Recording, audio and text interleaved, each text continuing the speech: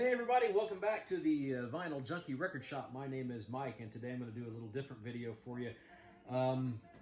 You might hear in the background a little clickety-clack sound of claws on the hardwood floor. That would be my co-host, Jack the dog. He's looking out the window over there. He might make an appearance if he wanders over here, but try not to focus on that. And like I said, a little different today. Normally we talk about records and music and CDs and things like that here at the record shop. But here in my record room, I've got a few different little items that I like to reminisce about. And one of the things I wanted to highlight or feature were my concert tour programs. I've got them kind of sitting over here in the corner, and I like to look at them and get them out and check them out every once in a while. I think a lot of you probably have these things in your collection. I've seen maybe a couple videos that have tour programs featured. I know some of the guys like to show their old rock magazines that they've kept over the years. So maybe we can start a new thread here, get everybody to show their concert programs. So let's get started. First one I've got here is Styx with Kilroy Was Here, 1983. There's the back of it. We're actually listening to the new Dennis B. Young album here in the background, which I just kind of talked about in another video. This was an amazing concert experience in 1983. I feel like this was really way before its time, and the concept album of Kilroy Was Here itself was amazing, and I think it kind of laid the foundation for a lot of other more theatrical-oriented rock performances that would come our way. Specifically, what I'm going to show you next, this is the Trans-Siberian Orchestra, Christmas Eve and Other Stories from 2003. So we got 20 years worth of, 23 years worth of a 23-year gap here of stuff. I think this is the last concert program that I bought because they just got expensive. In the 21st century. But this one's kind of neat. I was able to get into an autograph line after the show and get the band members to autograph it. This was the, if you're familiar with TSO, you get two touring companies each year. This one was the one that was headed up by Al Pitrelli on guitar with Johnny Lee Middleton of Savatage fame, played bass. John O'Reilly, Angus Clark, some of the bigger names. Tommy Farisi. He was one of the singers on one of the original TSO albums. So that's pretty cool. And then I got Al Pitrelli. It's kind enough to autograph that nice big photo of him individually. So, without Kilroy Was Here, maybe we don't have things like the TSO and the performances that you get from them year after year. All right, let's keep going forward here. Let's go through these kind of quickly here. What do we got? We got Judas Priest, 1984. This would be the Defenders of the Faith tour. Get a couple of things here. Gonna go through here. KK Downing was one of my favorite guitar players back in the day, and these are some photos from the US Festival set. Judas Priest, one of my favorite bands. You can kind of see the Screaming for Vengeance back here in the background. And that just happened to have, I should show this one first, but we got the Live Vengeance tour. This was the Screaming for Vengeance album and tour. This is probably my very first true heavy metal tour, or heavy metal concert, would be my guess. And I've been a fanatic ever since. We talked about KK Downing. I'm trying to find his section of this tour program. There it is. Like to see him back in the band before Priest hangs it up. All right, moving forward, what do we got? So we got REO Speedwagon with the Good Trouble tour. And, pictures in it. I'll be kind of careful because I don't want to tear this stuff up. I miss Gary Richrath. Guy was an underrated player, and really brought a nice rocking element to REO Speedwagon. They've just not been the same after his passing. Still good, but not the same. Okay, we got Rush with the Signals Tour, the New World Tour. Forget what year this was. Probably 83 or 84. This has got some really neat pictures in it. More of a, there's a little breakdown about the songs in the album and what they kind of meant, according to Neil Peart, who was the lyric writer for most of the songs in the Rush catalog. All right. From 1984, we've got the Scorpions. This was probably the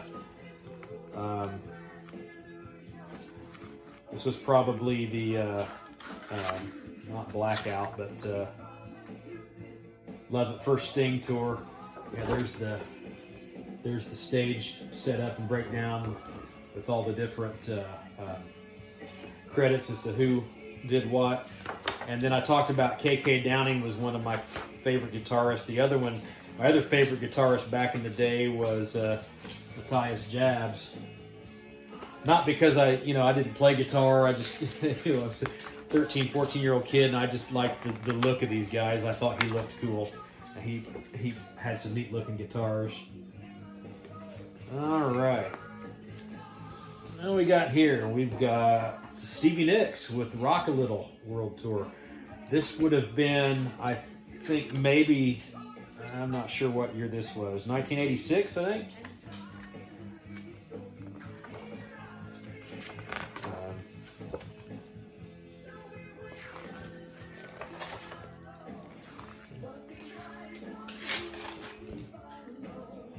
Always nice to look at some photos of Stevie Nicks, the ageless enchantress. I recall that concert. I saw it on in Indianapolis at the IUPUI campus. It was a tennis court is what it primarily was, and they had a concert stage set up there. They no longer have any shows there, but I remember that one. And what we got here, we got Motley Crue, Shout at the Devil. I think this is the most visually appealing era or year or Motley Crue.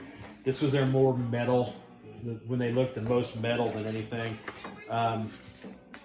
Following this tour, their albums and their look would veer much more to a traditional glam and glam rock kind of vibe. But I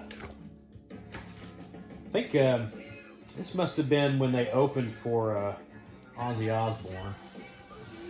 And what we got here? One of my favorites, Triumph with Never Surrender. This was a great album, great tour, my favorite Triumph album. That or Allied Forces, one of the two. And then, a little bit out of sequence here, but we'll go over here. Here was the follow-up. This was Thunder 7 from 1985. Rick Emmett. Terribly underrated. The whole band, Triumph as a band, was underrated.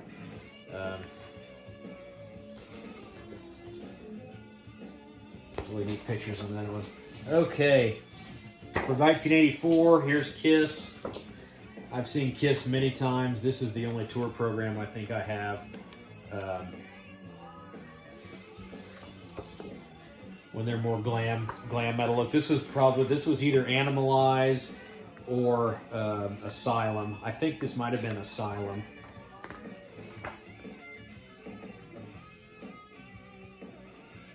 Well, actually, I don't know. This was probably Animalize, because I don't recall seeing the Lick It Up tour. Somewhere around there. Here we've got Dio. From the looks of this was the Last in Line. Another visually appealing band. Guys, just their shows were really amazing. Very glad I got to see Dio throughout the years. Some live shots there. And now, kind of polar opposite of Dio, here we've got the Oak Ridge Boys. Their Cookin' Tour. I remember seeing this show at the Indiana State Fairgrounds, where tragically after the collapse of the stage several years ago during I can't remember the name of the country band that was playing there, but the stage collapsed after some thunderstorm conditions, and tragically a few people were killed and several were injured, and that forever changed the way that concerts would be hosted at the Indiana State Fair. This one, 1986, this is Neil Diamond, one of the best shows I ever saw. My mom was a big Neil Diamond fan, and I'm glad that we're finally able to get her to a Neil Diamond show. This would have been the Headed for the Future album. It was the headshot there was the album cover for that. My mom took me to most of these concerts from, I was 13, 14 years old. 1986, I turned 16, so I started going to the shows after that with my buddy of mine, but my mom took me to all these concerts when I was growing up as a kid, and I'm thankful that she did that for me. We got here another one of my mom's favorite, Huey Lewis and the News. This would have been for the 4, not like 4, but 4, watch out, Huey Lewis was a really great performer. If you Google him, you'll be shocked with how many different albums and projects he's been part of throughout his musical career. We got Kenny Rogers.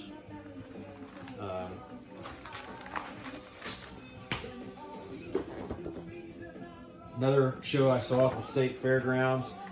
Put on a great show. There's some stuff in here about some of his movie career. There's something in here about Six Pack, maybe? I thought I saw that when I was thumbing through this earlier. Or something, yeah. The Coward of the County and the Gamblers on the other page, but there's some shots from the Six Pack movie. An awesome racing movie, one of my favorite movies growing up. And this is the last one that I've got. This is the Born in the USA tour, Bruce Springsteen, the E Street Band. I remember seeing this at Market Square Arena in Indianapolis. This show lasted for over 4 hours. It was just an amazing experience. Wanted to get a nice picture of Bruce with that kind of working class image back when this album came out. And somewhere in here there's got to be a page dedicated to the big man. Let's see. I know it's in here somewhere. There it is. Clarence Clemens, one of my favorite sax players of all time. All right, so that's the ones I've kept over the years. I don't think I've lost any. Those are probably the only ones that I've had. I wish I'd have bought a few more from some different bands that I've seen. I've seen about every band there is. I wish I had an Iron Maiden program. I don't have one. That's one that I'd like to have, and I'd like to have one from the Paradise Theater tour. I don't think I bought one. That was the very first concert I went to, and I'd like to. I've kind of looked to see if there are programs from that. I haven't looked all that aggressively, but it'd be nice to have one of those as a memento of my first show. But I'll take the Kilroy Was Here one. So yeah, that's my concert tour program collection. Let me know what you think of those. Feel free to take some photos or do a video of your own and put that in my link. If you're new to my channel, hit like, subscribe. We're happy to have you here at the record shop, and we hope to see you again. I'll catch you on the flip side.